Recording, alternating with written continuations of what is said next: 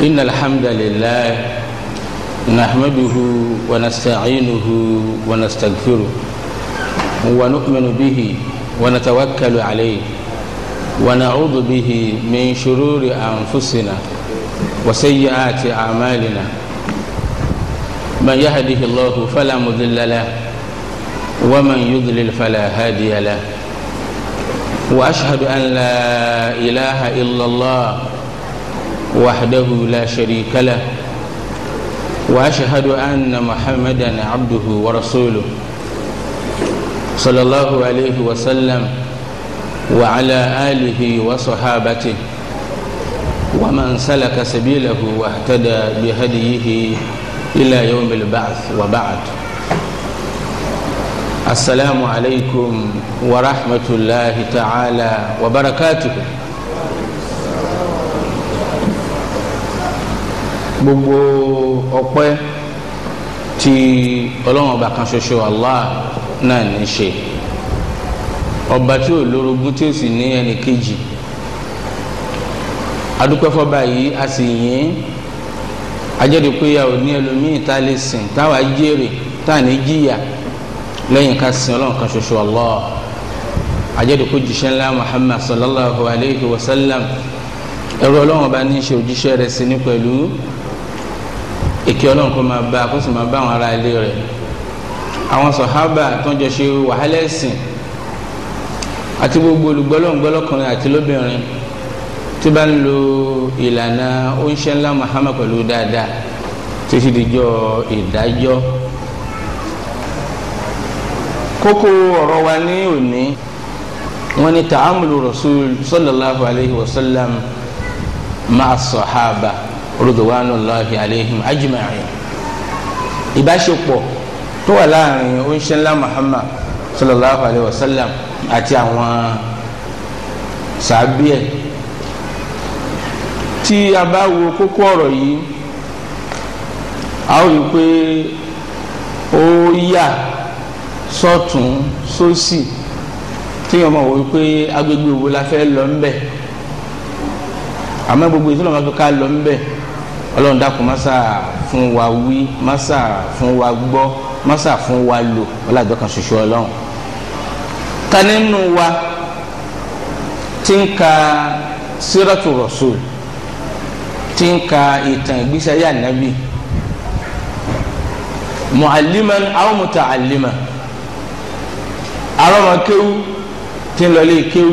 àwa yé di tíra tó kó lọ́wọ́, àwa yé owó sábà tíra síra ń bẹ ìtàn ìgbésí ayé oníṣẹ́ ńlá Muhammad sallallahu alayhi wa sallam. àbólùkọ́ náà ní ń kọ́ni lẹ́kọ̀ọ́ tó wá sí wípé ń kọ́ wa ń rán wa létí ìtàn ayé oníṣẹ́ ńlá Muhammad sallallahu alayhi wa sallam. ọ̀pọ̀lọpọ̀ wa akuru láàrin yìí, àwa ń rọ̀ wá ká dákun ká máa ka ìtàn ìgbésí ayé aṣáájú wa, àwòkọ́ṣe wa oníṣẹ́ ńlá Muhammad sallallahu alayhi wa sallam. nítorí pé ìṣẹ̀mí ayé ànábì Muhammad ọ̀rọ̀ ńláńlá ni. bàbá ń sọ̀rọ̀ nípa ayé ìgbésí ayé ànábì, à ń sọ̀rọ̀ nípa man huwa akrami man wulida, ẹni tó dáa jù tó lápọ̀nlé jù nínú gbogbo ẹni tí wọ́n bí ni. wa azzu man fuqida, ànábì lẹni tí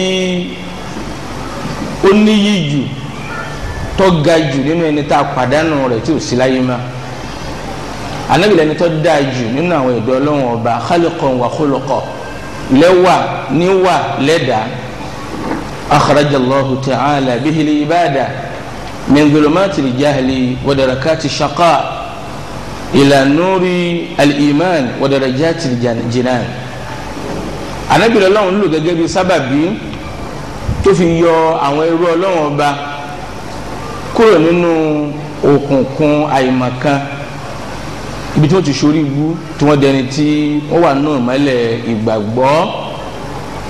ajẹ́ kí gbogbo mùsùlùmí kọ̀ọ̀kan madinu li rasulillahi sallallahu alayhi wa sallam,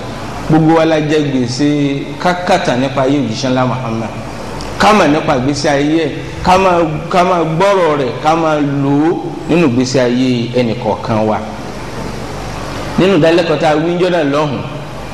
wọ́n rán wa létí bó ṣe yẹ ká fẹ́ràn oníṣẹ́ ńlá Muhammad sallallahu alayhi wa sallam àti wípé ìmánì wa kò tí ì pé o àfi ká fẹ́ràn ànábì tó bá sọ wípé lágbájá àwọn tí ò fẹ́ràn ànábì làwọn eléyìí ní tí wọ́n sọ nípa àwọn eléyìí ìsẹni tó gbọ́ lọ́hùn gbọ́ a gbọ́dọ̀ má fẹ́ràn ànábì nítorí wípé ànábì ńkọ́ ẹni tá a gbọ́dọ̀ má fẹ́ràn rẹ̀ ni wọ́n ṣàlàyé fún ọjọ́ náà nípa bó ṣe yẹ ká fẹ́ràn ànábì báwọn sàhábà kan bá lù gbà bí wọ́n ṣe fẹ́ràn rẹ̀ àwọn sálàfù sọ́ọ́lì àwọn ẹni dáadáa àwọn tàbíùn bí wọ́n ṣe fẹ́ràn oníṣẹ́ ńlá Muhammad sallallahu alayhi wa sallam ọmọ sábà kẹwọn tó fi báwọn àlùfáà wa wọ́n fẹ́ràn òjíṣẹ́ ńlá Muhammad púpọ̀ náà ni wọ́n fi tẹ̀lé lánàá rẹ̀ wọn ò kọ́ bí ntànàbí gbé wá míì kódà bọ́ ta ko ti ń bẹnu àṣà láwùjọ ẹ̀yẹ rúṣin ọlọ́run ìgbà tá a ti mọ bí àwọn tó ṣáájú ṣe fẹ́ràn oníṣẹ́ ńlá Muhammad tó ẹ jẹ́ níta mú àpèjúwe kan wá káfí mọ bí fẹ́yìn ẹ̀sìn pọ̀ tó ìkànnì àwọn tó bójúṣẹ́ ńlá Muhammad gbà lóbìnrin àwọn ńgbà tó di yọmọ Uhud ojú ogun Uhud Ànábì lójú ogun àti àwọn sàbíẹ̀ ní mùsùlùmí lọ́kùnrin àti lóbìnrin ìyá kan wá ń bẹ ìyá yìí minal ansar nínú àwọn ará Madina níyà yìí wà ọ̀nà mẹ́rẹ̀ẹ̀rin tí yẹn máa ń gbà kányàn náà ni àwọn mẹ́rin tí náà ni àwọn tọkàn yìí ṣe lọ sójú ogun bàbá ìyá tá à ń wí yìí ọlójú ogun ọkọ ìyá tá à ń wí yìí ọlójú ogun ọmọ ìyá tá à ń wí yìí ọlọsójú ogun ọmọkùnrin tí ìyá yìí bí ọlọsójú ogun àwọn mẹ́rẹ̀ẹ̀rin ni wọ́n abógun lọ òǹkàlùkù wọ́n ń darí ogun bọ̀ wọ́n á wò pé ha nǹkan má ṣe ìyá yìí bóòlù oṣù gba kínní ìmọ̀ra báyìí wọ́n wá túfọ̀ fún un nítorí wá béèrè ní wípé ṣé nǹkan kan ṣáṣe oníṣẹ́ ńlá Muhammad sallallahu alayhi wa sallam ó ní kullu musibatin ya rasulallahi ba'daka jalal ó ní oníṣẹ́ ńlá Muhammad nígbà tó ti wà dáadáa wọn gbogbo mùsíbà yóò wò lè jẹ́ tó tún ṣẹlẹ̀ tó bá mi nǹkan kékeré ni ẹ wò fẹ́ sọ̀rọ̀ pé eléyìí wọn ó yẹ kó dákú kọ́ máa wọ́n mi lé lórí ni kọ́ máa wá fà á kọ́ máa tú sọ lára báwọn èèyàn ṣe ń ṣe láwùjọ wáyé àyín lónìí kọ́ máa pé dákun wọn kò kànga kọ́jà ní ẹni tó máa pé tiẹ̀ bọ́ lóòótọ́ ó ṣe sùúrù ni eléyìí pọ̀ ṣùgbọ́n ẹ worú tí a yìí wí òní kullu musibatin ba'daka ya rasulallahi jalal gbogbo tí jẹ́ mùsíbà tó bá ṣẹlẹ̀ tí wọ́n bá ti fọwọ́ kan òjíṣẹ́ ńlá Muhammad kan náà rọrùn ẹ wò fẹ́ bó wà ní ìfẹ́ tà wá sànàbí o ìbéèrè tí ọmọ wáyé nì báwo ní ìfẹ́ tiwa lónìí wọ́n dà pé ìfẹ́ ọ̀pọ̀lọpọ̀ wa sànàbí kò kọjá ẹnu wa tá a fi ń sọ pé a nífẹ̀ẹ́ rẹ̀ náà ni hubban bila tatbiq ìfẹ́ tí ò ní ìtẹ̀lé nínú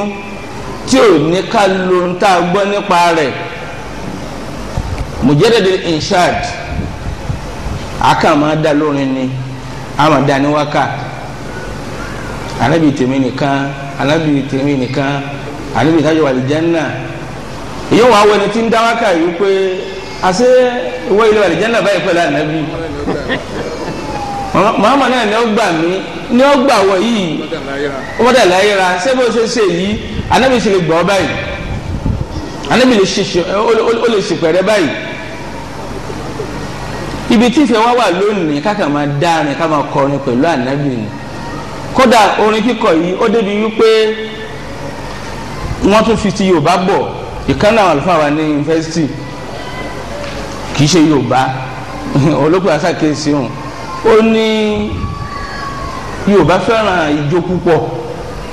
tí ní Yorùbá bá ń dùn bí Yorùbá ti sí ijó nǹkan wọn ò tí ì ṣe dáadáa wọn ló fi jẹ́ wípé wọ́n bá ti ń ṣèjọ àbá ń ṣe náwó kan ìlú ọ̀wáyé ìjọ náà sì wáyé ó lè wá mọ́ wọn lá débi ọ̀rọ̀ àná Muhammad ó dé wọ́n dá wákà kan ó láwọn gbọ́gbà táwọn wà ní secondary school pé gbà tá a gbé Muhammad sáyé àwọn màláíkà wọ́n ń sọ̀kalẹ̀ wọ́n sì ń jó wọ́n sì ń yọ̀ ha àwọn màláíkà a gbọ́ pé wọ́n ń yọ̀ wọ́n tún ń jó náà màláíkà náà tún ń jó ṣùgbọ́n gba pé ẹjọ́ Yorùbá ń kọ́ ẹjọ́ àwọn tọkọ rẹ̀ kọ́ nípa wípé bí ìdùnnú bá bá Yorùbá yóò yọ̀ yóò jó wọ́n fi wá rò wípé ní báwọn ṣe máa jó òun àwọn màláíkà náà jó bẹ́ẹ̀ njọ́ náà lọ́hùn àwọn màláíkà ò jó o ńgbà tí Ọlọ́run ní kí wọ́n bí iṣẹ́ ńlá Muhammad sallallahu alaihi wasallam ibi jóun la wá kàkún wípé afẹ́ràn ànábì ibi ká máa fa ànábì kọrin làwọn òkú bóyá ti bẹ̀ fẹ́ràn ànábì àti ibi ká máa pò lórúkọ rẹ̀ àṣàkántì ń bẹ láwọn àlù kan bí wọ́n sì náwó kan ni wọ́n ní Muhammad náà ni o Muhammad o Muhammad náà ni o Muhammad o Muhammad má bá jẹ kàtá lọ́wọ́ ọ̀sán ẹ wá béèrè wípé kí lẹ̀ ń kíròsì rẹ̀ sí Muhammad ní pé kí ni kí ló gbé yín òun sọ́dún ó lè dùnmọ́ wọ̀ náà bàbá rẹ̀ bí Àjàgbé ni bàbá ń jẹ́ kó máa pé Àjàgbé náà ni Àjàgbé o Àjàgbé náà ni Àjàgbé wọ́n ló pé ẹ dákun ẹ má kíròsì bàbá má nítorí wọ́n dóògùn fún wọn lọ kí ni ànábì wá sí wa a sì pa afẹ́rẹ́ ànábì nù ilé ìwé ṣèfẹ́ ànábì o níta nílò fẹ́ ànábì sí lọ́dọ̀ wa ní àbí káwọn yẹn máa pariwo káwa ní ẹ dákun sọ̀rọ̀ àbí kẹ́lí mi bẹ́ẹ̀ yẹn o ó rò pé ẹ dákẹ́ ń bẹ̀ o ẹ dákun ariwo sọ̀rọ̀ àbí kẹ́lí mi bẹ́ẹ̀ yẹn o ilé ìwé ṣèfẹ́ ànábì lóòótọ́ kì í sọ̀dọ̀ wa ń bíbá yìí nìkan kódà àbádé ilẹ̀ Yorùbá náà bí ẹ̀ bá ti bínú wa ní sọ̀rọ̀ ànábì wọ́n mi pé ṣe sùúrù díẹ̀ lọ kì í ṣe ìfẹ́ ànábì kéyìí ń wò ìfẹ́ ànábì laysa kalimatin tuqal kì í ṣe gbólóhùn tá a kàn máa sọ lẹ́nu pé mo fẹ́ràn ànábì mo fẹ́ràn ànábì wala qisas turwa kì í ṣe kákan máa sọ tán àjọ kan àwọn aṣèkínní kan bí kò sí wípé ìfẹ́ rẹ̀ ìtìbáà ni a máa tẹ̀lé tó bá gbé wa ni kódà bí nǹkan náà bá korò lára wa kódà bí nǹkan náà bá àwùjọ wa mú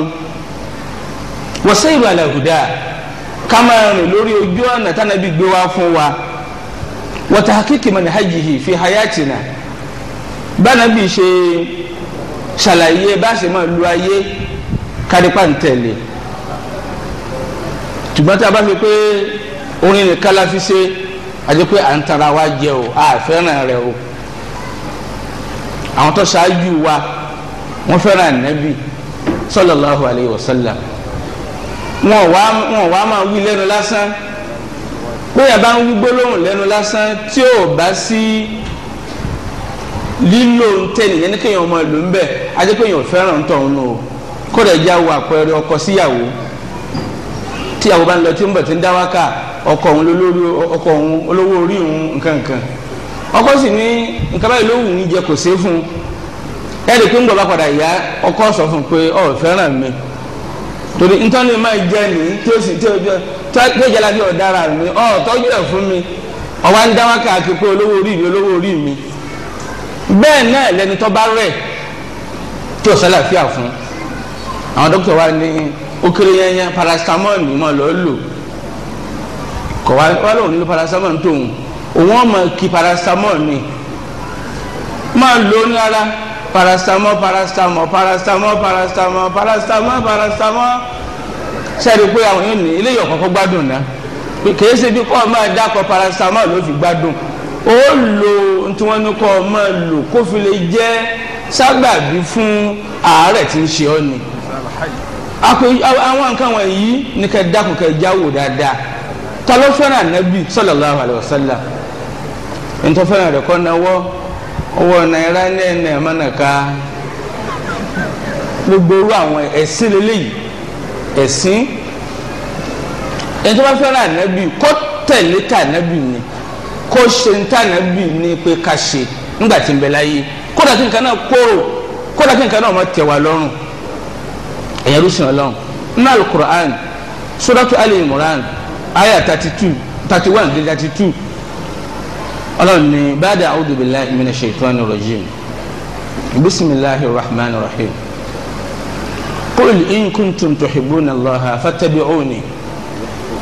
yuhibbukum allahu wa yaghfir lakum dhunubakum wallahu ghafurur rahim qul ati'u allaha war rasul fa in tawallaw fa inna allaha la yuhibbul kafirin ọlọ́run wa ànábì sọ fún wọn yìí pé tó wáyé pé lóòótọ́ lẹ fẹ́ràn ọlọ́run fattabi'uni èmi ànábì ni ẹ tẹ̀lé ìtẹ̀lé tèmi ànábì ní kẹjọ múmúláyà yín tó bá ti rí bẹ́ẹ̀ yuhibbukumullah ọlọ́run bó fẹ́ràn yín yín nìkan kọ́ o yóò tún wá forí ẹ̀ṣẹ̀ yín jì yín tó kọ́ lọ́wọ́ ọba aláforíjọba tí máa kẹ́ni wa ànábì sọ fún wọn yìí pé ẹ tẹ̀lé tọ́lọ́wọ́ ọba ní ẹ tẹ̀lé tànábì rẹ̀ tẹ́ ẹ bá padà tẹ́lẹ̀ ní tẹ̀lé tọ́lọ́run tànábì ọlọ́run bò nífẹ̀ẹ́ sí ẹni tó bá kọ tọ́lọ́run tànábì ilẹ̀ o tó ya kèfèrí sí tọ́lọ́run tànábì torí náà ẹ̀yẹn rúṣin ọlọ́run ìmọ̀ lo súnà òjíṣẹ́ ńlá Muhammad sallallahu alayhi wa sallam ní kọ̀rọ̀ ní gbangba náà ní nípa fẹ́ràn rẹ̀ o bákan náà gbogbo tí bá ń jẹ́ ọ̀rọ̀ ànábì àdìsí tán kà fún wa ká má máa takò bó ṣe ò kádìsí yìí kó yapa sí ohun tá à ń lò láwùjọ wa ká má sọ wípé a ní lò tí a bá wọnú alukur'an ọlọ́run wa ma atakum rasulu fakhudhu wa ma nahakum anhu fantahu ohun tí òjíṣẹ́ ọlọ́run mú wá fún yín pé ká ẹ ṣe ó ní ẹ má ṣe èyí tó ní ẹ má ṣe ẹ fi kalẹ̀ ó wà ní suratul hashiri àyà ẹlẹ́ẹ̀keje bákan náà ọlọ́run dárúkọ ní alukur'an pé ẹ tẹ̀lé tó jíṣẹ́ òun ní alukur'an ní ọ̀nà nǹkan bíi 33 ní alukur'an ní ọ̀nà 33 ayé ilé ìlọ́fà tí a fáwọn Ibn Qayyim rahimahullahu ta'ala Ibn Qayyim Jawziyya oni wa min al-adabi ma'a rasul sallallahu alaihi wasallam alla yustashkalu qawluhu ayé sọ̀rọ̀ nínú pa fẹ́ràn ànábì nínú pa ládàbí pẹ̀lú ànábì òun ni ká má máa sọ ọ̀rọ̀ ànábì di ìṣòro ipa ń tọ́wá wí fún wa yìí tí ọ̀wá lé báyìí kò lè ṣeéṣe jàre àlè ló jàre àgbọ̀dọ̀ ṣe bẹ́ẹ̀ bí kò ṣe wípé a gbìyànjú ká wo ìgbésí ayé wa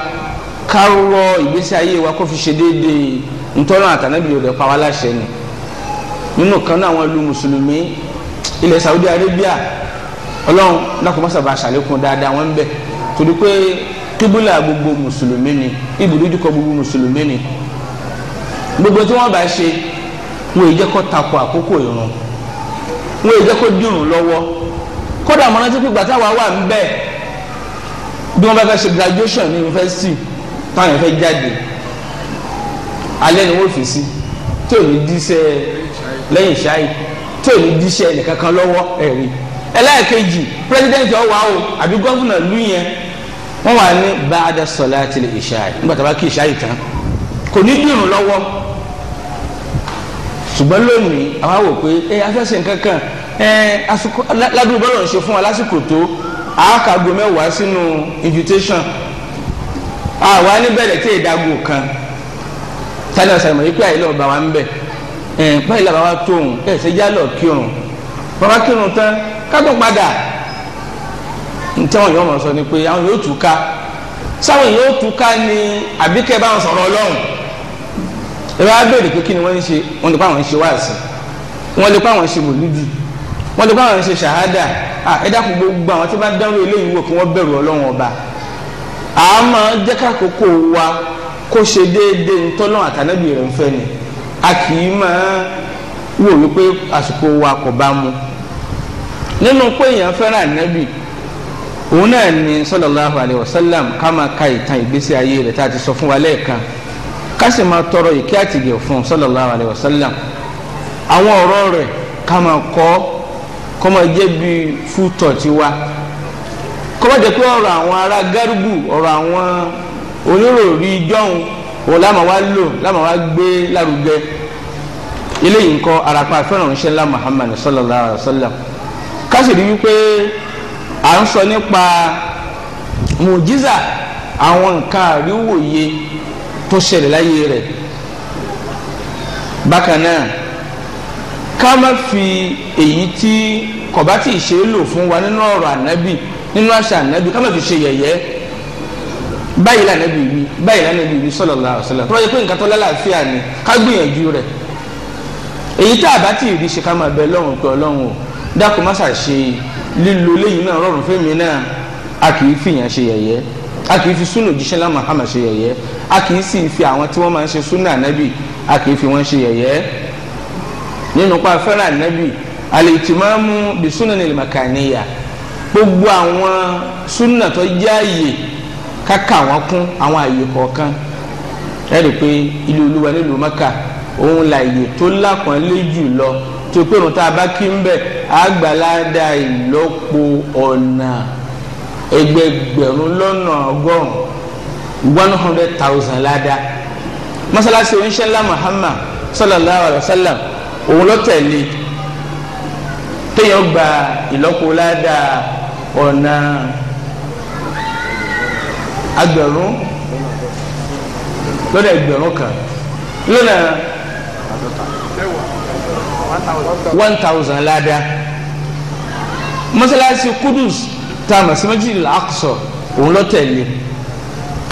bí ẹ̀ bá sin lọ́wọ́ bá ń bẹ̀ yọgbà ládàá lẹ́yìn tí 500 ládàá ẹ̀rí gbogbo mọ́sálásí yòówó lè jẹ́ tábà tí wàá sin lọ́wọ́ àmọ́ gbalada ń bẹ bí àníyàn wa bá a ṣe gbà ṣe ikhlas sincerity gbà ṣe tó bá ṣe pọ̀ tó kì í ṣe wípé mọ́sálásí kan ní mọ́sálásí ìpìlẹ̀ mọ́sálásí kan ní mọ́sálásí ńlá mọ́sálásí kan ní mọ́sálásí kékeré tá a ṣẹ̀ṣẹ̀ kọ́ ká máa bàbàrà àyè yẹn ká sì máa lọ bẹ̀ nítorí ọlọ́run máa ní kọ́ ọ̀rọ̀ lọ́rùn tásìkí bá wà fún un kì í ṣe bí ká máa wá fi ìlú òyìnbó ṣe fáàrí ilé yìí ọ̀tọ́ kàti pa fẹ́ràn oníṣẹ́ ńlá Muhammad sallallahu alaihi wa sallam kásì má kọjá là níbi ìfẹ́ rẹ̀ anábì ní la tatruni ẹ má yìn mí láyìn bóró kama atọ̀rọ̀tì nasara ibn Maryam gẹ́gẹ́ báwọn ọmọlẹ́yìn anábì wa Isa bí wọ́n ṣe yìn láyìn bóró tí wọ́n ń pè ní ọlọ́run wọ́n ń pè lọ́mọ ọlọ́run walakin qulu Abdullahi wa rasuluhu ẹ pè wọ́n ní ẹrú ọlọ́run ẹ pè wọ́n ní òjíṣẹ́ ọlọ́run arapa nífẹ̀ẹ́ ànábì ní ká nífẹ̀ẹ́ ntànábì náà nífẹ̀ẹ́ ká sì kórìíra ntànábì kórìíra àwọn muamalat bánabi ṣe máa ń ṣe àwọn etiquette adab tànábì máa ń ṣe ká gbìyànjú ká máa ṣe wọn ká má kórìíra wọn nínú alukur'an suratul azab ayah 36 ọlọ́run wa ma kana lil mu'mini wala mu'mina idha qada Allahu wa rasuluhu amra an yakuna lahumul khiyara min amrihim ọlọ́run kò tọ́ sẹ́ni tó gbọ́lọ́hún gbọ́ lọ́kùnrin kò tọ́ sẹ́ni tó gbọ́lọ́hún gbọ́ lóbìnrin gbọ́lọ́hún àtàníbè rẹ̀ bá ti pàṣẹ pé níta ń fẹ́ rè kàn wọ́n á máa tún ní choice kan pé táwọn ò ṣe ni nínú pa nífẹ̀ẹ́ ànábì tawalla as-sahaba ridwanullahi alayhim ajma'in káfẹ́ràn àwọn tó bójúṣe lá Muhammad ló gbà àwọn ẹni yìí àwọn ni wọ́n dó tànábì fi sa'atil usr ní àsìkò tí ìpọ́njú ń bẹ lásìkò tó le orí ẹ̀jẹ̀ wọn náà ni àṣà ìsìlámù dúró ní lórí wọ́n fi ẹ̀mí wọn lẹ̀ wọ́n fi dúkìá wọn lẹ̀ nítorí tọ́lọ́run a gbọ́dọ̀ mọ́ àfẹ́ràn àwọn tá a wí a sì gbọ́dọ̀ fẹ́ ní àbùkù kan wọ́n torí pé ẹni àpọ́nlé ni wọ́n ọlọ́run náà sọ fún wọn ní al-Qur'an ó ní walladhina ja'u min ba'dihim yaquluna rabbana ighfir lana wa li ikhwanina alladhina sabaquna bil iman wa la taj'al fi qulubina ghillan lilladhina amanu rabbana innaka ra'ufur rahim ọlọ́run ní àwọn tí wọ́n dé lẹ́yìn ìgbà táwọn ẹni àkọ́kọ́ ti lọ ó dẹ̀ pé lẹ́yìn wọn kàn wá wọ́n máa ṣàdúrà ní ìpè ọlọ́run o bá a foríjì wá sì ṣàforíjì fáwọn ọmọ ìyá wa tó ń ṣáájú wa pẹ̀lú ìgbàgbọ́ ọlọ́run mọ̀sẹ̀ wálé tó máa kórìíra àwọn sàhábà àtàwọn tó ti ṣáájú tí wọ́n wà lórí ojú ọ̀nà dáadáa. Suratul Hashir ayẹlẹ kẹwàá tàbá wá rí àwọn èèyàn lónìí tí wọ́n bá ń wíwìkúwì nípa àwọn sàhábà nípa àwọn tó ń bójú iṣẹ́ lá Muhammad lùgbà ẹ mẹ́jà wà nù wọn o ẹ mẹ́jà wà nù àwọn tó ń sọ̀sọ́kùsọ nípa wọn ìjà mọ̀ wípé ẹni àpọ́nlé ni wọn ẹni tá a gbọ́dọ̀ fẹ́ràn ni wọn radiyallahu anhu ọlọ́run ti yọ́nú sí wọn wa radu anhu àwọn náà yọ́nú sí ntọ́lọ́run ṣe fún wọn a sì máa wá wíwìkúwì nípa àwọn tọ́lọ́run ọba ti yọ́nú sí ẹ̀yẹ́rú sí ọlọ́run ijlal ahli bayti nabiyyi sallallahu alayhi wa sallam ijlalan yaliqu bihi àwọn ilé ànábì agbọ́dọ̀ fẹ́ràn wọn ní àpọ́nlé tọ́tọ́ sí wọn eléyìí ara ojúṣe wa ni àwọn wòlá ń pè ní sọ̀hábà ìdí Lárúbáwá ni sàábé ni àwọn bàbá wa túmọ̀ rẹ̀ sí lọ́mọ́sàbà káwọn àgbàlagbà dáadáa sàábé ìdí yóò wọn là ń pè ní àwọn sọ̀hábà ẹyọ kan náà wọn ni sọ̀hábíyù ẹni tá à ń pè ní sọ̀hábé òun náà lẹni tó ṣe pé ní laqiya nabiyya sallallahu alayhi wa sallam muslima tó gbà fún anabi wípé òun gbà fọlọ́run lára anabi tó sì kú ní mùsùlùmí èyí tó bójú sẹ́lá Muhammadu gbà tó pàdé anabi tó rí tó sì wá tó gbà fọlọ́run lára anabi tó gbà sílámù tó wá kú bẹ́ẹ̀ torí pé gbòòrò Àbújá lè nǹkan kan náà nísìnyí fáwọn náà sára anabi àmọ́ wọn ò gbà fún orí kẹfìrí náà wọ́n sì kú lé lórí ẹlòmíín náà pàdé anabi sallallahu alaihi wasallam kò gbà fún nípìnlẹ̀ ó padà gbà fún gbọ̀ọ́yá ó ti kó sínú sàábé radiyallahu ta'ala anhum ajma'in ọlọ́run dákun sábà yọ́nú sí wọn ẹ̀yẹ rúṣin ọlọ́run tí a bá ní ká wá wò ó bójúṣe ńlá Muhammad sallallahu alayhi wa sallam bó ṣe pọ̀ pẹ̀lú àwọn sàábé rẹ̀ ẹ̀kọ́ ńlá lélẹ́yìí o tí a fẹ́ ká di nǹkan tó pọ̀ mú lé lórí Ànábì bá àwọn sàhábà rẹ̀ ọba wọn gbé pọ̀ pẹ̀lú dáadáa àwọn sọ̀hábà náà sì bá gbé pọ̀ wọn yóò máa wo ànábì lókèrè sallallahu alayhi wa sallam wọn máa jókòó tì ní wọn wà pẹ̀lú rẹ̀ fil masjid nínú masalasi ànábì máa jáde yìí máa lọ kírun fáwọn sàbí ẹ̀ irun kankan ò fún ànábì rúrí sallallahu alayhi wa sallam ó yẹ máa kírun mọ́lálejò táwọn yọ̀ǹda ló fà ń ṣe lónìí àwọn ọ̀dọ́ àfáà níjẹ́ bẹ́ẹ̀ àwọn tí èsà àfa ṣùgbọ́n tí wọ́n gbé aṣọ àfa wọ̀ táwọn afojú àfa wò wọ́n ẹ máa kírun lọ alálejò náà ànábì yìí ṣe bẹ́ẹ̀ àwọn sàbẹ̀ àmọ́ ará ànábì yìí nù mọ́sálásí wọ́n súùk ànábì náà máa lọ sọ́jà nígbà tó ajá ànábì ọlọ́run kókó mọ́ wàá dọ́jà rárá wal manzil ìran ìyàwó náà sì lọ fún rẹ̀ wal manzil wọ́n máa rà ànábì nù ilé rẹ̀ wasafari wọn a máa ṣe ìrìnàjò pẹ̀lú ńṣẹ́lá Muhammad sallallahu alaihi wa sallam wàlhádọ́rì wọ́n bá wà nílé náà wọn a máa wà pẹ̀lú ẹ̀ wa hum harisuna ala liqa'ihi wa suhbatihi àwọn sàábé inú wọn máa dùn púpọ̀ káwọn tiẹ̀ wà pẹ̀lú ànábì gbogbo gbà wọn a máa dúnní máa kí wọ́n fi lè rí nǹkan mú lára rẹ̀ kí wọ́n fi lè kọ́ṣe rẹ̀ kódà ó débi wípé ẹni tí ó bá lè wà lẹ́gbẹ̀ẹ́ ànábì ìjọ kan yóò wá béèrè lọ́wọ́ àwọn tó bá wà ńbẹ̀ yìí pé ẹ dákun yìí sí ńbẹ̀ lánàá o kí lè rí gbọ́ lẹ́nu ànábì o sallallahu alayhi wa sallam ìní pé ànábì ọ̀sọ́rọ̀ ẹ̀dí bíi kìnìún wọn àfa táwọn yòó ní súnmọ́ gbé agbọ́dọ̀ dọ́dọ̀ ṣéwù ó tó bẹ́ẹ̀ báfa bá wọ mọ́sálásí gbogbo mọ́sálásí ó dàrú àbí tó bá dé ìjókòó dúró anabi ò sí báwọn gbà tí ń bẹ láyé sallallahu alayhi wa sallam wọn a máa pọ́n lé o ẹ̀rí wọn a máa kó jíṣẹ́ ńlá Muhammad púpọ̀ sallallahu alayhi wa sallam òun náà sì fà wọ́n mára débi wípé Umar ibn Khattab radiyallahu ta'ala anhu nínú hadith tó ti pé ààrẹ hadith yìí nínú Sahih Bukhari Umar ibn Khattab ní kuntu ana wa jarin li min al-ansar fi Bani Umayyah ibn Zayd Umaru ní èmi àti ẹnìkejì mi kan bẹ tó ṣe wípé àjọjẹ alájọgbé pọ̀ kunna natanawabu fi nuzuli ala rasulillahi sallallahu alaihi wasallam a máa jọ pín ìwà lọ́dọ̀ ànábì wa àjọ máa ń gbapò fúnra wa tanawubu yanzilu yawma wa anzilu yawma níjọ́ mi èmi ni wà lọ́dọ̀ ànábì níjọ́ mi òun náà wà lọ́dọ̀ ànábì fa idha nazaltu ji'tuhu bi khabari dhalika al-yawm. Umaru ní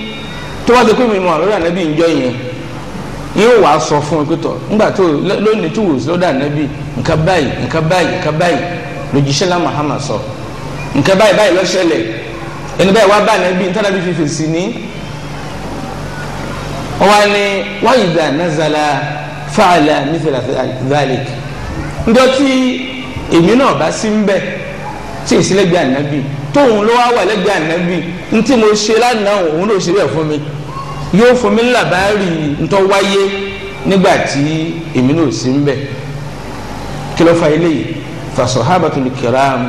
fahimu qawla Allahi subhanahu wa ta'ala wa alayhi unzila ntọ́ fà nípa àwọn sahaba wọ́n gbọ́rọ̀ Ọlọ́run ọba yé ni àwọn náà ló kúkú sọ̀kalẹ̀ fún wa ma arsalnaka illa rahmatan lil alamin tọ́lọ̀ nsọ̀nà al-Qur'ani suratul Anbiya aya 107 Ọlọ́run ní wa nàbì aṣọ ní ìkẹ́ àti ìgẹ̀ fún gbogbo ayé gbàtàlá bi ti jẹ́ ìkẹ́ àti ìgẹ̀hún wọ́n wá ń wá ìkẹ́ yìí lára rẹ̀ wọ́n á wà pẹ̀lú ẹ̀ gbogbo gbà eléyìí lọ́fà tó fi jẹ́ wípé wọ́n máa ń wà pẹ̀lú ẹ̀ àti pé wọ́n tún gbọ́ ọ̀rọ̀ tọ́lọ́run bá sọ fún wọn yé nínú suratul Ahzab aya 21 Ọlọ́run ní laqad kana lakum fi rasulillahi uswatun hasana liman kana yarju Allaha wal yawmal akhir wa dhakara Allaha kathira. Ọlọ́run ní dájúdájú àwòkọ́ṣe dáadáa òun náà ní ó ń ṣẹlá Muhammad jẹ́ fún yín o fún ẹni tó bá láfọkàntẹ̀ wípé òun pàdé Ọlọ́run ọba òun pẹ̀lú dáadáa fẹ́ni tó bá fọkàntẹ̀ wípé òun pàdé Ọlọ́run ọba níjà kìyàmọ̀ ọjọ́ kìyàmọ̀ ọjọ́jọ́ rọrùn fóun irú ẹni bí ó sì máa rántí Ọlọ́run ọba gbogbo gbà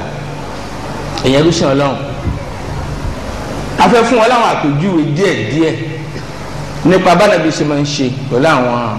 sọ̀hábì rẹ̀ báwo làwọn á ń ṣe lónìí káfí tibẹ̀ kẹ́kọ̀ọ́ gẹ́gẹ́ báwọn tó bá gbé papọ̀ ṣe tibẹ̀ kẹ́kọ̀ọ́ tó wá sórí ire tọ́lọ́run tó wá yọ́nú sí wọn kọ́ ọ̀dà kò mọ́sà yọ́nú sáwa náà. anabi wa sallallahu alayhi wa sallam nabiyyu rahma wa yu'allimu asahabahu at-tarahum anabi wa ẹni kẹni ẹ̀rí ngbọ́dọ̀ tí ni wà máa sàlínàkà illa rahmatan lil alamin Ọlọ́run wà níbi gẹ́gẹ́ bí ìkẹ́sí gbogbo ayé ajẹ́pẹ́ ẹni ìkẹ́lẹ́ ànábì ọwọ́ kọ́ àwọn sọ̀hábà rẹ̀ àwọn tọ́jọ́ lùgbà àwọn sàábì ẹ̀ ọkọ̀ wọn yìí pé èèyàn máa ń kẹ́yàn ni kódà lórí bánàbí ṣe ń kẹ́ àwọn èèyàn kó fi lè jẹ́ ní ìkẹ́ anabi ama nífi wọn ṣe wàhálà lórí báwọn yóò ṣe gba tọlọ́run tà nábì ní ọmọ ṣe wáàsí fún wọn inú anabi ama bàjẹ́ báwọn èèyàn bá kọ̀ tí wọn gbọ́rọ̀ Ọlọ́run àbí tí wọn ò lò ó Ọlọ́run tí wọn sọ nù suratu Fatir ayé ẹlẹ́kẹjọ fala tadhhab nafsuka alayhim hasaratin wa nabi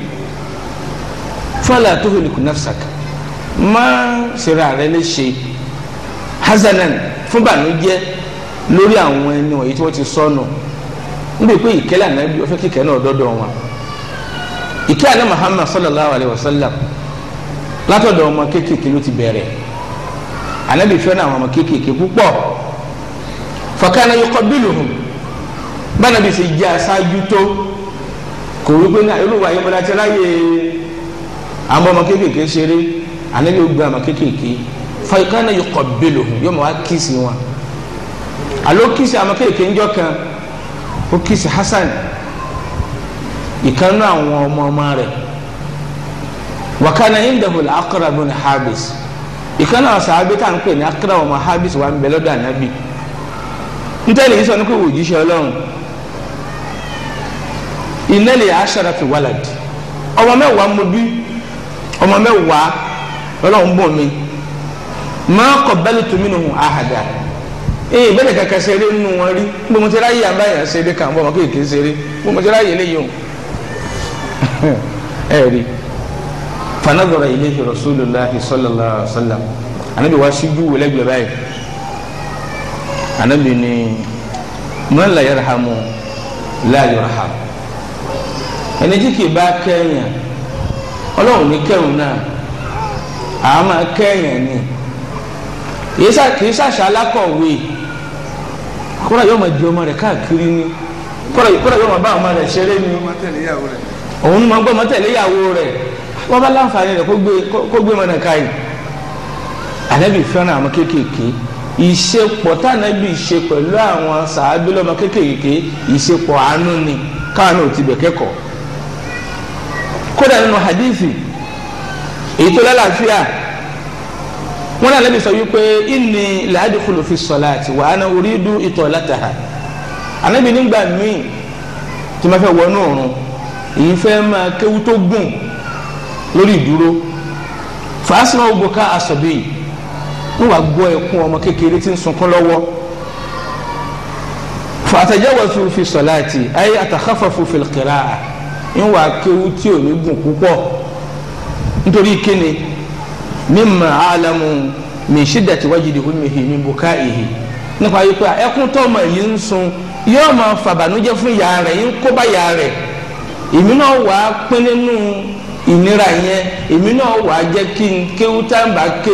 lẹ́yìn Fatiha ń jẹ́ kó mọ níwọ̀n. Ànábì wa ẹni ìkẹ́ni o ẹni ìgẹ́ni so n táwa ń wí bí kése wípé irun àlàálà kọ́ Ànábì máa kí o torí alásìgbọ́ ń bẹ́ o Ànábì máa fara balẹ̀ lórí irun kése pé kò ní rúkú dáadáa kése pé yóò torí rúkú lọ bí foríkalẹ̀ kọ́ kése pé tó bá foríkalẹ̀ tán tó jókòó lẹ̀ àbí kò ní jókòó yóò tún lọ foríkalẹ̀ lẹ́ẹ̀kejì kọ́ ṣùgbọ́n njẹ́ tó bá gbọ́rọ̀ àwọn ẹkún báyìí tó bá ké Fatiha tán pẹ̀lú farabalẹ̀ yóò ké sura náà pẹ̀lú farabalẹ̀ kò wá ní ké sura tó gùn là ń sọ torí ọ̀pọ̀lọpọ̀ yẹn lónìí ni wọ́n máa bá àwọn ìmáàmù tí bá ń kéwú tó gùn jà wọ́n á ní ìrun mọ́kàlẹ̀ ń kí yìí ìrun mọ́kàlẹ̀ ń kí fún wa yìí àṣìṣe mọ́kà ẹ wá bí adúlọ́ léèrè wípé tọ̀ ẹ wá bí adúlọ́ léèrè wípé ládàtàrà mọ́kà ń fẹ́ sọ́wọ́n tẹ́yìn náà fẹ́ rú ẹ̀bí sọ́wọ́n kọ́lẹ̀ yìí náà ń fẹ́ gbígbàdúrà tọ́lọ́run ṣe sílùú mọ́kà ẹ̀ máa ń tọrọ rẹ̀ ìfọkànbalẹ̀ tí ìlú mọ́kà ẹ̀ máa ń wẹ̀ yín náà àjẹkẹ́bára mọ́kà ṣe ń kírun tó ń fara balẹ̀ kódà ń bi tàràwí wọn ń bi aṣámú wọn fara balẹ̀ kódà lómi tí máa ń wò lórí sátáláìtì aṣámú náà wọ́n sì ń kí báyìí wọ́n sì kí ogun rákà ẹ̀mí àlè má balẹ̀ mọ́dọ̀ sígbàlà wọn máa kí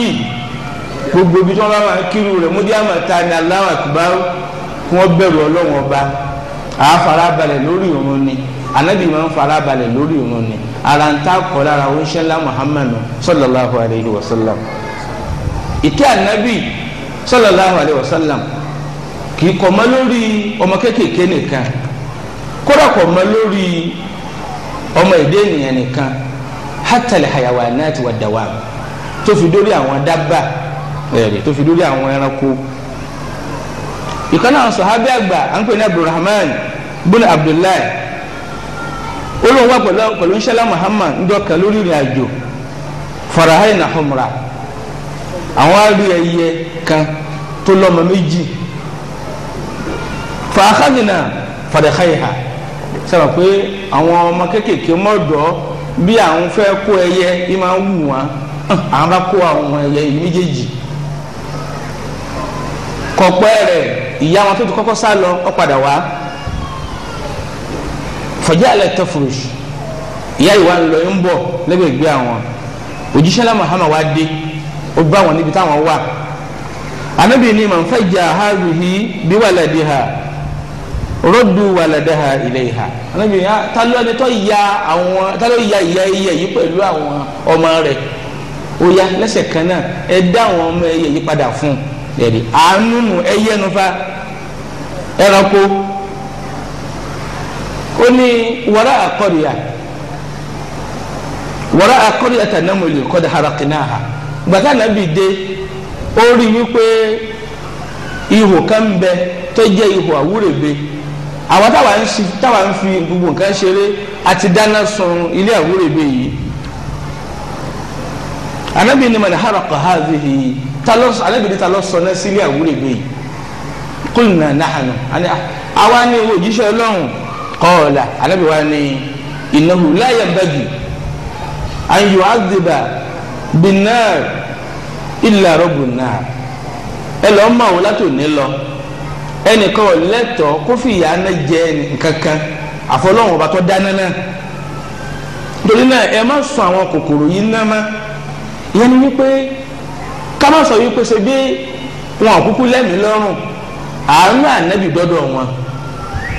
bí láti wá ara wọn tí wọ́n ń lo oríṣiríṣi àwọn nǹkan lónìí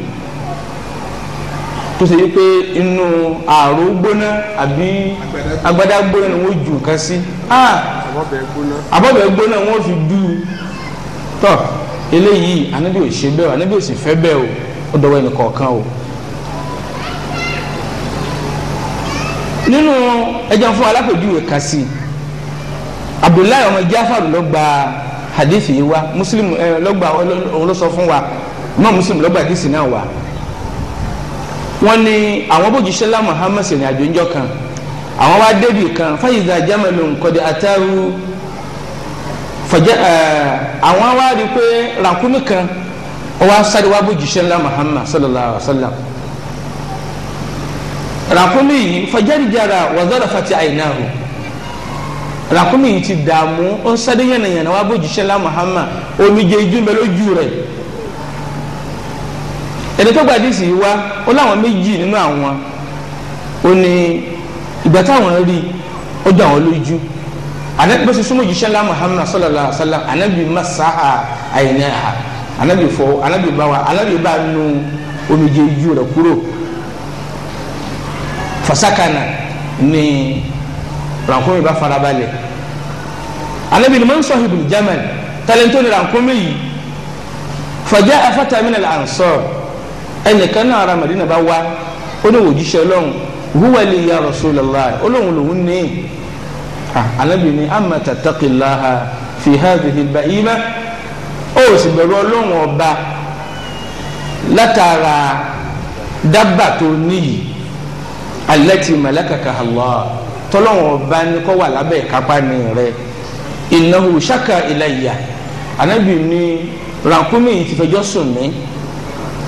annaka taji'uhu wa tud'ibuhu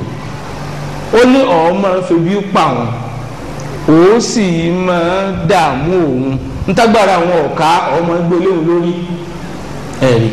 ẹ̀wà náà nabi sallallahu alaihi wasallam ẹwọ bá nàbí kò wọ pé dábàá kí lákàn pẹ̀lú bí yàgùn bìlà ti ráyè dábàá èèyàn gan ní ọ̀la lọ́dọ̀ níbi fìtínà àwọn èèyàn lásìkò tá a wà yìí làwọn èèyàn ń gbé yìí oríṣiríṣi la ilaha illallah nínú ìlú mùsùlùmí nínú ìlú tí mùsùlùmí kódà bó ṣe yẹ ọ̀kan tó wà ká máa wá rí pé wọ́n ń yọjú àwọn èèyàn wọ́n ń gbéyàn lápá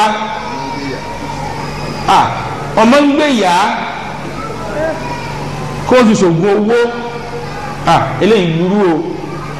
ọlọ́nkójọ kó bá táwùjọ wa ṣe o anabi wa sallallahu alayhi wa sallam ọlànà gbogbo nǹkan anabi wa nabiyul hilmu ni anabi wo ní sùúrù ni sallallahu alayhi wa sallam yahusu asahabahu alal hilmi ma'al mukhtihin anabi kọ́ wa yìí pé ká máa ṣe sùúrù pẹ̀lú àwọn tó bá ṣàṣìṣe báyìí bísí máa ń ṣe pẹ̀lú àwọn sàábì ẹni o gbogbo alámọ ìtàn sàábì àgbà sàábì kan tó yẹ pé ní àròbí yù ni àwọn tó kó ló ti wá tó wọ mọ́sálásí oníṣẹ́lá Muhammad sallallahu alayhi wa sallam ó bá bọ́ sẹ́gbẹ̀ẹ́ kan nínú mọ́sálásí faqama yabul ní bá ń da omi ní bá ń tọ̀ faqama hasabu rasulillah sallallahu alayhi wa sallam gẹ́gẹ́ bí gbà ṣe màtánà àwọn sàbẹ anabi wa dìde láti sikini o láti kọ̀ fún anabi ni la tuzirimuhu efilẹ ẹ má dàtọ̀ máa ń di ẹwọ̀n kan la tuzirimuhu ẹ má dàtọ̀ máa ń dì wọ́n ní ẹnìkan ní Yúróòpù àdìsí yìí lọ́gbọ́n tó fi gbà Islam àṣẹ ewu ń bẹ níbi kéèyàn máa tọ̀ lọ́wọ́ kéèyàn dàtọ̀ máa yẹn ń dì ó lákòóbá kan tó lè ṣe fara ó ní gbogbo rẹ àwọn tó máa ń tọ̀ sí tí wọ́n máa ń pọn ọmọ tó máa ń lè máa ń dì ó ṣe ń tọmọ yìí ó fi ní tó fi ní tọ̀ sí ọlá ni dèdí fún ni àbí ọmọ wulẹ̀ gbé pọn tó bá ti tọ̀ kò yà jẹ́ tọ̀ ìfún láyé òjíṣẹ́ lá Muhammad sallallahu alaihi wasallam anábì gbọ́mọ dání rí tọ́tọ̀ sí la wọ́n fẹ́ kọ́ anábì lẹ́yìn fílẹ̀ ọjọ́ yọ tọ̀ ó ní ẹ̀bùnmi wá nígbà kó obìnrin ni ẹ̀ ń gbé pé orí anábì ìjọba ọkùnrin bá ní kí wọ́n ṣe kí ni o kí wọ́n wọ́n omi sí i kí wọ́n fọ̀ ṣùgbọ́n tó yẹ pé wọ́n kọ́kùnrin ni kí wọ́n omi sí i ṣùgbọ́n tó yẹ pé obìnrin ni kí wọ́n ṣe kí ni kí wọ́n fọ̀ àyè ṣètò mẹ́ni ń dì Ànábì ní la tazrimuhu ẹ fi ẹjọ́ tọ̀ tán da'uhu ẹ fi kalẹ̀ ọwọ́ fatarakuhu lẹ́sẹ̀ kan náà sàhábà wọ́n bá fi kalẹ̀ ọba tọ̀ ọ̀tọ̀ọ̀tọ̀ tán inú mọ́sálásí o summa da'ahu Ànábì wá pè faqala lahu Ànábì ní inna hadhihi al-masajida لا تصلح لشيء من هذا البول ولا القذر إنما هي لذكر الله عز وجل وصلاة وقراءة القرآن Ànábì ní o dáwọn mọ́sálásí ìlú mọ́sálásí ní Ànábì àti gbogbo tí ń jẹ́ mọ́sálásí kò sí fún tọ̀ àyètọ̀ bẹ́ẹ̀ àyèdọ̀tí ẹ̀ wọ́n lè lọ́kọ́ kódà àyèdọ̀tí síbẹ̀ إنما هي لذكر الله تعالى àmọ́ gbọ́ wá sí ń bẹ̀ ni àmọ́ dárúkọ Ọlọ́run bá ń bẹ̀ ni àmọ́ rántí Ọlọ́run bá ń bẹ̀ ni àmọ́ kí Al-Qur'ani ń bẹ̀ ni àmọ́ kírun ń bẹ̀ ni rawahu Muslim lọ́gbà àdìsí wa o àdìsí ọlọ́láfíà ni o ẹ̀rí aláṣìṣe lẹ́ni ọ̀rọ̀ òsì yé Ànábì sì ṣe sùúrù pẹ̀lú ẹ̀ ẹ̀dẹ́fẹ̀já ṣe sùúrù pẹ̀lú àwọn tọ́lọ̀ ọ̀bá yé tí bá ń bẹ pẹ̀lú wa eléyìí ló fà inú sábẹ́ náà wàá dùn inú lábáwọ̀ pé wá dùn ńgbà tí orí nítorí orí sùúrù orí àmúmára orí ìkẹ́ lára oníṣẹ́ ńlá Muhammad sallallahu alayhi wa sallam wọn náà bá bọ́ sẹ́gbẹ̀ẹ́ kan ńgbà tó ṣe tán lọ́ba ṣàdúrà ẹ̀kọ́ àdúrà wo ló ṣe ó ní Allahumma olúwa o irhamni wa Muhammadan kẹ́mi kò sì kẹ́ Muhammad wala tarham ma'ana ahada makani kankan lẹ́yìn wa sẹ́mà ntí wọ́n ṣe fún yẹn lọ́fẹ́ dùn kílẹ̀ Ànábì wa wí sallallahu alayhi wa sallam Ànábì ní laqad tahajjarta wasi'a ayidọ̀ yakita o ntọ́ fẹ́ o sì sọ́ di ntọ́ fún ìkẹ́ Ọlọ́run bá fẹ́ púpọ̀ kọ́lọ́wọ́ kémi Ànábì kọ́kẹ́wọ́ tọ̀ọ̀tọ̀ tá a jọ padà tọ̀ tá a tọ́jú mọ́sálásí àwọn tó fẹ́ lù ọ́ ta ni wọ́n mọ̀ lù ọ́ kọ́ wá ké gbogbo wọn náà kò dí ìkẹ́ Ọlọ́run lọ́wọ́ ìkẹ́ Ọlọ́run fẹ́ jù bẹ́ẹ̀ lọ sẹ̀sùn ọ̀pá nàbí wàá sọ fáwọn sàdó ńgbà yẹn pé ẹsẹ̀ kí ni o ẹ̀dá omi síbi ìtọ́ rẹ̀ lẹ́yìn ìgbà tí Ànábì bá sàdó yìí tán ó sọ fáwọn sàhábà yìí pé ní ẹ̀dá omi síbi ìtọ́ rẹ̀ eléyìí jẹ́ fọ́tò bí Ànábì ṣe ṣe pẹ̀lú àwọn tó wọ́n jọ lò gbà nípa pé ó ṣe sùúrù pẹ̀lú wọn ó ṣe pẹ̀lẹ́pẹ̀lẹ́ pẹ̀lú wọn ọ̀rọ̀ tí ò tọrọ iná wì àwọn wáàsí àwọn oníwàásí iná àyíṣe bẹ́ẹ̀ kọ́ dáa Ànábì ò ṣe wáàsí iná báwọn kódà Ànábì fẹ́ kéèyàn péyàn lọ́mọ iná nígbà tí bá sì ń bẹ láyé kódà lọ́dọ̀ wa ń bì gan àwọn sábà dáṣà wọn ni ọmọ iná wọn dẹ̀ ní ọmọ iná ọmọ yẹ̀yẹ́ ọmọ iná àìkú yẹn lọ máa ná nígbà tí o ti kúrò láyé ó lè padà túbá lọ́dọ̀ Ọlọ́run kódà bí wọ́n ń hùwà ẹ̀ṣẹ̀ kan tó lágbára Ànábì ṣe sùúrù púpọ̀ pẹ̀lú àwọn sọ̀hábà rẹ̀ ẹ jẹ́ fún alápèjúwe kan sí láàrin yìí ìkan náà àwọn sọ̀hábà àbí ọ̀dọ́ kan sọ̀hábà náà ni ọ̀dọ́ kan ó wá bá ní Muhammad ó ní ya Rasulullah ìwọ òjíṣẹ́ Ọlọ́run zinili bi zina Ànábì yọ̀dá fún mi wọ́n fẹ́ máa ṣe sìná ẹ̀yin náà ṣe ha fàákìbọ̀lá al-qawmu alayhi fazajaruhu àwọn yẹn lọ bá ẹ ṣe ọgbádùn ní kí ló ṣe ọgá anabi ní ìdùnnú ẹni kó súnmọ́ mi ẹ̀rí ẹni tẹ́mi rẹ̀ ga ẹni tó yẹ pé ní alẹ́kùn lọ́mọ búlò ní anabi ní súnmọ́ mi súnmọ́ yìí anabi ò ṣe pé lé o sẹ́yìn kó tó pé àwọn yọ̀ǹda àlùfáà lónìí ni wọ́n ṣe pé lóńtọ̀ ni ẹni tí ẹ ṣe yí pé ẹni tí ọ̀ sọ pé wọ́n ṣe sì náà káfọ̀ sọ̀rọ̀ kó wọ́n sọ àwọn ìpè ọ̀rọ̀ tá a fà yìí sọ àṣìṣe wà ń bẹ̀ kó sì wá ṣàlàyé báyìí lọ́lọ́run sọ báyìí lánàbí sọ kó wá torí ẹ̀dá lájà ń gbilà káfà yìí wá máa ṣe pé kò ní délé ní òwì ni yóò hùn ní òwì ni gbogbo eléyìí ẹ̀sìn ni wàláhì làwọn wọ́n yẹ àlùbáríkà rẹ̀ yóò yọ tán yóò hùn wá gbogbo eléyìí wọ́n lásì náà wà lóòótọ́ àwọn ọ̀rọ̀lẹ́ ayé wọ́n dàpọ̀ wọ́n sàṣàánú fún wa. ọ̀dọ́ yìí ní kánibà yọ̀dá fún òun kó òun ṣe sí ní anábì ní súnmọ́ mi fadanna minhu qariba ọwọ́ súnmọ́ ṣẹlá Muhammad dada ó jókòó lẹ́gbẹ̀ẹ́ anábì ní atuhibbuhu li ummik sinato wí ṣe ọfẹ fún ìyá rẹ̀ ó ní la wallahi ja'alani Allahu fida'aka ọlọ́run mẹ́jẹ nígbà yorùbá bá ní mo tàka ó sì dànù mọ̀mọ́ àti gbọ́ anabi ni wala nasu yuhibbunahu li ummahatihim kò sẹ́ni tó ń fẹ́ kán bá ìyá wọn náà ṣe sì náà àwọn obìnrin tó bá ṣe sì náà ìyá àwọn kan ni wọ́n jẹ́ anabi nafa tuhibbuhu libintik ṣé ó lè yọ̀dá kán bọ́ ọmọbìnrin rẹ̀ ṣe sì náà kọ́ mọ́ bá a sùn ó ní la wallahi ọlọ́run má jẹ́ owó lè gbà anabi ni wala nasu yuhibbunahu libanatihim anabi láwọn èèyàn fẹ́ bẹ́ẹ̀ fáwọn ọmọbìnrin wọn ẹni tí wọ́n bá fẹ́ ọmọ wọn tí wọ́n fẹ́ bí ìyàwó ni wọ́n ń fẹ́ anabi tún bí ọfẹ́ bẹ́ẹ̀ fún ọmọ ìyá rẹ̀ lóbìnrin nísàn pé rárá anabi ni àwọn tí wọ́n fẹ́ máa bá ṣe sì náà ọmọ ìyá àwọn kan náà ni wọ́n jẹ́ afatuhibbuhu li amatika ọ̀nkù ìbátan rẹ̀ ọ̀ntì rẹ̀ lóbìnrin sọ̀lì ọfẹ́ bẹ́ẹ̀ fún sọfẹ́ bẹ́ẹ̀ fún ọ̀nkù fún gbogbo àwọn tó sá kàn ọ́ lápá ìyá lápá bàbá lóbìnrin nísàn pé rárá anabi ni àwọn ènìyàn náà wọ́n bá àwọn kan tán tí wọ́n ní fẹ́ kọ́ bá wọn ṣe sùn náà anabi òsèlè yìí nìkan ẹ̀rí pípọ̀ láàlàyé yìí ẹni yìí ti ródòdó anabi tí wọ́n á bùn ládùúgbà anabi òsèpè fún ọ ẹ̀rí sallallahu alayhi wa sallam alámi ní allahumma ighfir li dhanbahu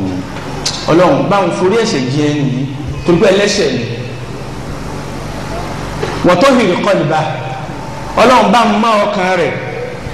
wa hassin farja bá mi ṣọ́ abẹ́ rẹ̀ àwọn tó gba ìdísì yìí wá wọ́n ní falam yakun ba'da dhalika yaltafitu ila shay'in rawahu ahmad àdísì amadu ló gbà wá àti ìgbà tọ́rọ̀ yìí ti ṣẹlẹ̀ tánàbí kìlọ̀ fẹ́ ni yìí pẹ̀lú àlàyé yìí tó sì bùn ládùúà wọ́n lẹ́ni yóò wọ̀ tún wò sí ma kò sí hànàhànà má ó lè fẹ́ kò ṣeṣe kú ṣe bá láti gbà wọn ewu àlàyé ànábì wa bánábì ṣe ṣe rèé o pẹ̀lú àwọn tí wọ́n ń bẹ ní ẹgbẹ̀ẹ̀gbẹ́ rẹ̀ pẹ̀lú àwọn sàábé rẹ̀ alánàbì wa sallallahu alayhi wa sallam ya'muru rasul asahabahu wa yunabbihu ànábì a máa pa àwọn sàábé rẹ̀ láṣẹ tó bá ti di pé wọ́n ṣàṣìṣe yóò pè wọ́n ṣàkíyèsí ni kì í ṣe pé pè ní ó ṣe fún wa lápèjúwe ya'muruhum birifqi fi mu'amalati al-khadam Ànábì ní gbogbo ẹ̀yin tẹ́ lọ́mọ ọ̀dọ̀ lọ́dọ̀ abẹ́yìn tẹ́ láwọn tí bá yín ṣiṣẹ́ ẹ máa ṣe dáadáa pẹ̀lú wọn Ànábì ní nínú àdìsí Bukhari gbà wá Ànábì ní hum ikhwanukum gbogbo àtàbá ní wọn níbi iléeṣẹ́ tá a dálẹ̀ ní níbi iṣẹ́ wọn lọ́fíìsì wa ní kama wò pé ní ebi bẹ́sẹ̀ ń jà lásán kan ní ebe ni kankan lásán tí ń gbálẹ̀ ni ebe ọmọ ọ̀dọ̀ nílé wa ni house boy yìí wá ní ká ṣe dáadáa pẹ̀lú wọn nítorí bí sọ nípa wọn ni wípé hum ikhwanukum ọmọ ìyá yín ni wọ́n ṣe o ja'alahumullahu tahta aydikum ó kàn wọ Ọlọ́run ọba ó fi wọ́n sábẹ́ ìkápá nìyí ẹ̀yin náà ronú gbọ́dọ̀ wọn bá fẹ́ yín náà sábẹ́ ìkápá ni irú èèyàn báwọn kílẹ̀ ẹ̀ ṣe nítorí fi máa ṣàánú wọn nù. Ànábì ní fa'timuhum mimma ta'kulun irú tẹ̀ ń jẹ ni ẹ máa fún wọn jẹ dọ́dá tẹ̀ ń jẹ ni ẹ máa fún wọn jẹ wa albisuhu mimma talbisun irú aṣọ tó da tẹ̀ ń wọ̀ ní kẹ́ ẹ máa fáwọn náà wọ̀ wala tukallifuhum ma yaghlibuhum ntí ọba ju agbára wọn lọ ẹ má gbé kà wọn láyà ẹ má gbé fún wọn kódà fa in kalaftumuhum fa'inuhum ṣùgbọ́n tó bá yẹ pé nígbà yìí mistake ẹ ti gbé nǹkan kan lé wọn lọ́rùn pé ẹ ṣe léyìí ẹ wá rí i pé agbára wọn ò lè ka ẹ ràn wọn lọ́wọ́ ẹ bá wọn ṣe àbí ẹ dìkù fún wọn ẹ rí i pé eléyìí àkéèsí nì fún gbogbo àwa tí a bá láwọn èèyàn lábẹ́ eléyìí náà sì bá àwọn tí ń darí wá wí ẹ rí i pé irú táwa ń jẹ kọ́ làwọn ń jẹ o irú ọkọ̀ táwọn ń lò kọ́ làwọn ń lò owó kéékèèké tá à ń gbà lóṣù wọ̀nyí kò tó àwọn náírà kan ṣoṣo àtàwọn àtọmọ wọn kó kálukọ́ páyọ̀ Ọlọ́run. Abu Mas'ud ọlọmọsàbà yọ́nú sí ìkànnì àwọn ansọrù ni ara Madina kọhún ó ní kuntu adribu gulaman li ó ní ọmọ kan tí ń gbọ́dọ̀ òun ọ̀sẹ̀ òun wá ń lù fasamitu min khalfi sawta ibi tó wọ́n ti lu ọmọ yìí lọ́wọ́ òun wá gbọ́ ohùn kan lẹ́yìn òun tóun yẹn ń sọ wípé ilam Aba Mas'ud lallahu aqdaru alaykum minka alayhi Ọlọ́run lágbára lórí rẹ ju irú agbára tó nítò fífi àjẹ yìí lọ o ẹni táwọn wí sọ abẹ́ yìí ó ní fatafatu ń bá wẹ̀yìn wò fa idha huwa rasulullahi sallallahu alayhi wa sallam àfi bí mo ṣe rí wípé oníṣẹ́lá Muhammad lọ sọ bẹ́ẹ̀ fa qultu ya rasulallah wọn á lè wò jíṣẹ́ Ọlọ́run huwa hurrun li wajhillah láti sìn lọ mo fi ilẹ̀ mo bọ́kun ẹrú kò lọ́rùn rẹ̀ nítorí tọ́lọ́run ọba láti fi wojú orí Ọlọ́run. Ànábì ní amma law lam taf'al lalafahatika an-naru aw lamasatika an-nar bọ́ọ̀ bá ṣe tó ṣe yìí ni látara yàtọ̀ fi ń jẹ́ yìí iná bá yí ọlá iná bá rà ọ́ ẹ dákun ẹ jẹ́ àṣẹ dáadáa pẹ̀lú àwọn tí àbájọ ń gbé Ànábì Muhammad sallallahu alaihi wasallam a máa ṣe dáadáa ó sì fi dáadáa yìí kọ́ wa pẹ̀lú àwọn tí ọjọ́ ń gbé. Ar-Rasulu Jawad yu'allimu ashabahu an yajudu oníṣẹ́lá Muhammad ọlọ́rẹ̀ ni ẹni tí máa tọrẹ ni ẹni tí máa bùyàn ní nǹkan ni ilẹ̀kùn jíṣẹ́lá Muhammad sallallahu alaihi wasallam a máa dún gbà gẹ́gẹ́ bí ṣe máa dún mú wá ẹ mẹ́jọ jẹ́ wípé ilẹ̀kùn ti wá mú wá nìkan ni wọ́n máa dún tọ́rọ pọ̀lọpọ̀ àwọn yọ̀ǹgì àlùfáà lónìí ọ̀dọ́ àfáà ní jẹ́ bẹ́ẹ̀ ilẹ̀kùn tí wọ́n mú wá ni ilẹ̀kùn tí wọ́n dún gbà àwọn egún yẹn ní nǹkan ẹ sọ mí kalẹ̀ náà ní máa wáyé ilé àfáà ẹgbẹ́rù mi wọ́n ní kì í sí ilé àfáà èyí ṣe ẹni tí àfáà àti báyìí bá ń ṣẹlẹ̀ nílé rẹ̀ wọ́n yẹ pé wọ́n kàn máa sọ̀rọ̀ kalẹ̀ ń bẹ̀ ni wọ́n èyí ti bẹ̀ ẹgbẹ́rù lọ́gbọ̀ méjì irú àfáà náà tó sì ní bẹ́ẹ̀ irú àfáà náà kọ́mọ̀ wípé wọn ò kọ́ṣe oníṣẹ́ ńlá Muhammad sallallahu alaihi wasallam anabi wa jawadun ọlọ́rẹ̀ ni ó wá fi ìtọrẹ ó fi kọ́ àwọn sàábì rẹ̀ àwọn àdìsí pọ̀ jàǹtìrẹrẹ nínú ìtàgbésí ayé rẹ̀ tó sì kọ́ oníṣẹ́ ńlá Muhammad wọn ni akramun nasi wa ajwaduhum anabi jẹ́ ẹni tí ma tọrẹ jù àtọ́ man la yakhsha al-faqra bánabi sì máa tọrẹ ìtọrẹ ẹni tí ìgbẹ́rù òṣì ni kò sì ní díẹ̀ tó ní òun náà máa bòyàn kódà la yarudu ahadan fi talabihi bẹ́ẹ̀ nìkan bá ń fa nǹkan lọ́dọ̀ ànábì yìí dá padà